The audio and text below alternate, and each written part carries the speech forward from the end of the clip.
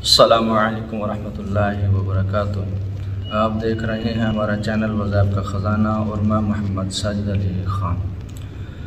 दोस्तों, उम्मीद करता हूँ कि आप सब खैरियत से होंगे और अल्लाह तबारक व तआला हम सब की बेहिसाब बख्शिश व मग़फ़िरत फरमाए। तमाम मुसीबतें परेशानियाँ आने वाली आफ़ात व बलिया से भी हम सब की हिफाजत फरमाए। दोस्तों, जिस तरह आपको मालूम है कि इस चैनल पर अमूमन वज़ाइफ ही बताए जाते हैं, काफ़ी अरसे बाद आज वीडियो बनाई है। वीडियो पहले भी डालते थे मगर कुछ मसरूफ़ियत की बिना पर जिस तरह स्क्रीन पे आना ये नहीं हो सकता था। आज कोशिश की आने की। एक वाक़या कुछ दोस्तों ने भी इसरार किया कि क्या ये चीज़ हो सकती है कि नहीं हो सकती, क्या किसी आमिल के पास ऐसी ताकत होती है कि नहीं होती कि वो जिसको चाहे परियों को कम तादाद में वजीफ़ा कर कर या जिन्नात को या मुअक्किलात को कम तादाद में वजीफ़ा कर कर या वैसे बुलवा सकता है कि नहीं।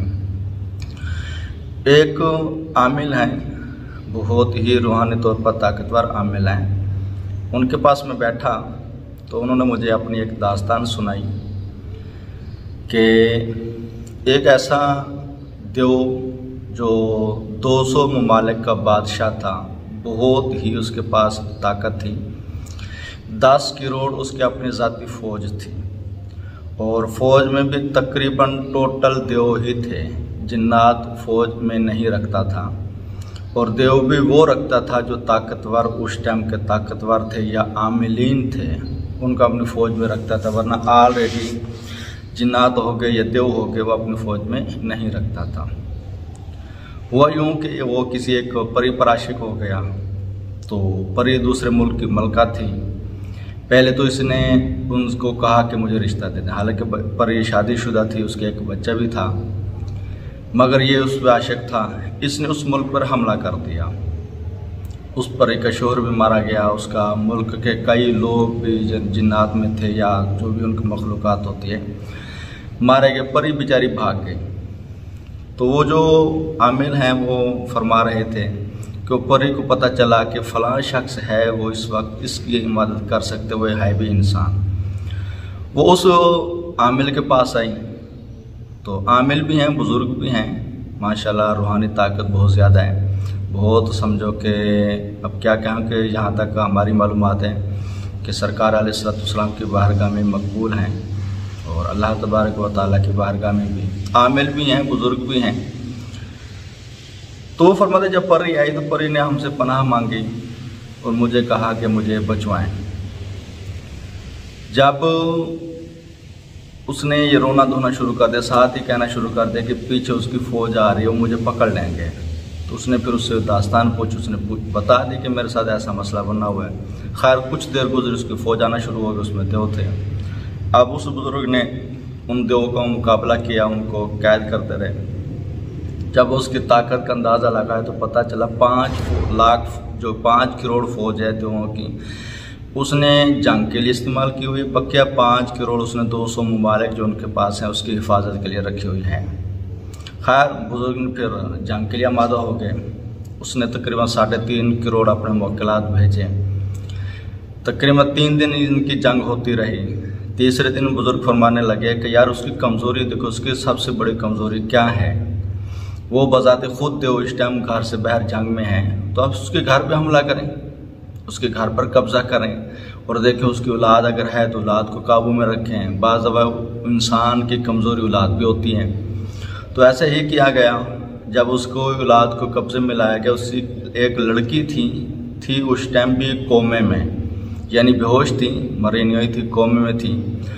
उसको पकड़ लिया गया, उसकी फैमिली भी पकड़ी गई। तब वो जो देवों का बादशाह था उसका कद अगर इंसानी लिहाज से देखा जाए कम से कम 20 फुट था। अब वो पकड़ा गया। जब उसकी फैमिली पकड़े खुद ब खुद आ गया तो उनको कैद कर लिया गया। तो फिर वजह पूछी गई कि इसकी लड़की बेहोश क्यों है। तो पता चला कि एक इंसानी बुज़ुर्ग थे जो अल्लाह तबारक व तआला के नेक बुज़ुर्ग थे, दुनिया से पर्दा फरमा चुके हैं। इसने उसकी लड़की को उठाया था, लड़की को तब उठाया था जब उसकी शादी थी। यानी सुबह उसकी बारात थी, आज रात जिसका तेल मेहंदी वगैरह इस तरह की रस्म होती है, रस्म हो रही थी, इस खबीस ने उसको उठा लिया और उसके साथ ज़्यादती की, ज़ना किया और फिर वापस छोड़ दिया।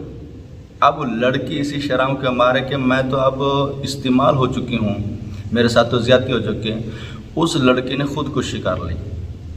अब बुज़ुर्ग भी अल्लाह तबारक व तआला के थे, उन्होंने अल्लाह तबारक व तआला के ज़ात पे फ़ैसला छोड़ा, या मेरे मौला ये फ़ैसला अब तू ही करेगा। फिर हुआ यूँ कि उस बुज़ुर्ग की दुआ कबूल हुई और उसी की लड़की बेहोश होकर कोमे में चले गई। बड़ा उसने इलाज कराया मगर उस बुज़ुर्ग की बददुआ की वजह से होश में नहीं आते थे। वो बुज़ुर्ग फरमाते, जब मुझे इस मामले का पता चला तो मैंने उस बुज़ुर्ग की रूह से मुलाकात की, उसको अपने पास बुलवाया, उनसे अर्ज़ की कि आप इसको माफ़ी दे दें। वो फरमाने लगे, नहीं मैंने माफ़ी नहीं देनी। तो फिर खैर बुज़ुर्गों ने मिन्नत उससे की कि उसने अपनी दुआ, जो उसने बद्दुआ दी हुई थी, उसने बद्दुआ वापस ले ली। लड़की होश में आ गई। जब उसकी फैमिली उठाई गई उसमें एक और चीज़ निकली, वो ये थी कि उसकी जो देव की जो बीवी थी वो इंसानी लड़की ही निकली। जब उस लड़की से इंटरव्यू लिया गया, उस लड़की से पूछा गया कि आपको इसने कैसे ले लिया, तो वो लड़की कहने लगी, औरत बन चुकी थी, तकरीबन 3 लड़के थे और 4 लड़कियां थीं।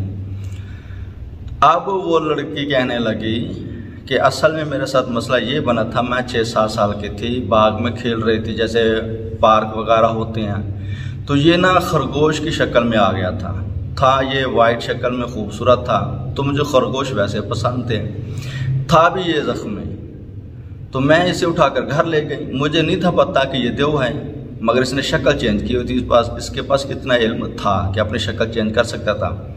कहते 2-3 दिन ये मेरे पास रहा। एक रात अचानक मैं सोई हुई थी, ये मेरी बेड पे आया, तो मेरी आंख खोल के मुझे महसूस हुआ, मैंने कहा अच्छा खरगोश ही है। तो ये मेरे साथ बैठा और अचानक इसने शक्ल बदली। बस फिर मुझे नहीं पता चला, मुझे वहाँ से उठाया और अपनी दुनिया में ले आया।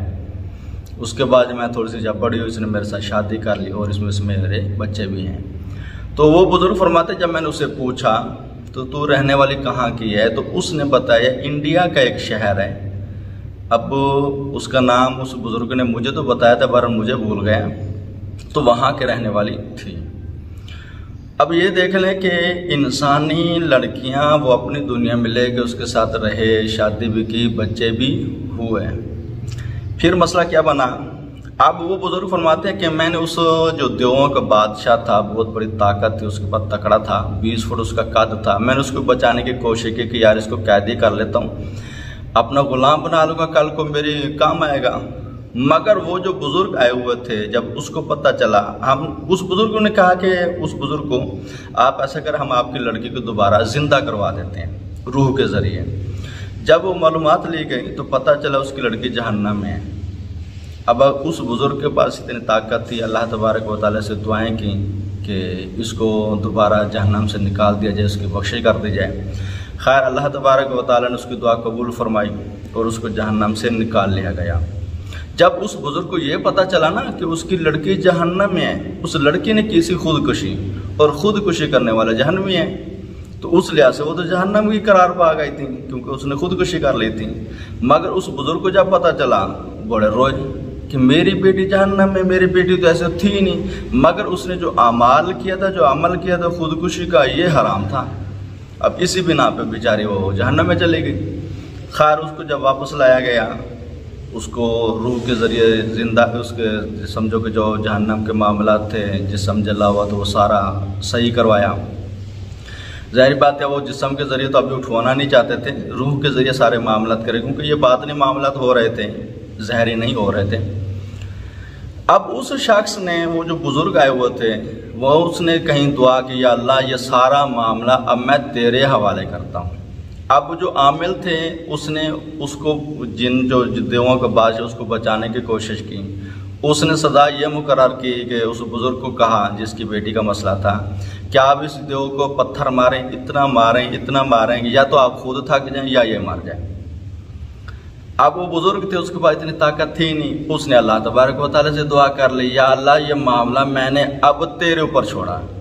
फिर क्या हुआ, अचानक आसमान से पत्थर उस देव पर इतने पत्थर पड़े कि बेचारा ज़मीन के अंदर धंस गया।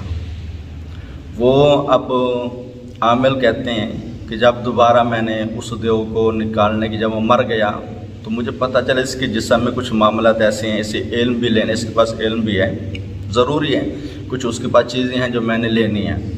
अब उसको दोबारा ज़मीन से निकाला गया तो जो भी उसके पास रूहानी ताकतें थी, जो मामला थे, वो सारे उससे लिए और उसको क्लियर किया। अभी भी उसके 200 ममालिक उसी आमिल के रूहानी तौर पर कब्ज़े में हैं। उसकी 10 करोड़ में से 5 करोड़ तो पकड़े गए, 5 करोड़ उसके मुल्क में थी। फिर उसको भी अपने मातहत कर लिया। जो 5 करोड़ पकड़े हुए थे उनको शर्त रखी, अगर आप मुसलमान होंगे तो आपको आज़ाद कर दिया जाएगा, अगर आप मुसलमान नहीं होते तो जिस तरह कैद खाने में है कैद खाना में रहेंगे। तो उनमें से तकरीबन 5 करोड़ के 5 करोड़ मान गए। कुछ ऐसे थे जो नहीं माने, दूसरे तीसरे दिन वो भी मान गए। फिर उन सारों को कलमा पढ़ाकर मुसलमान करके उनको अपने मुल्क वापस उसी ड्यूटी पर दोबारा भेज दिया गया। अभी भी रूहानी तौर पर वो 200 ममालिक जो उस देव के थे उस बुज़ुर्ग के मातहत हैं और उसी के मातहत काम भी कर रहे हैं, सारे मामलात भी तय कर रहे हैं। ये एक रियल और यूँ समझ लें कि कोई फेक कहानी नहीं या किताबों की कहानी मैं नहीं सुना रहा। तो इतराज़ किया था किसी ने कि क्या परियां भी हाज़िर हो सकती हैं?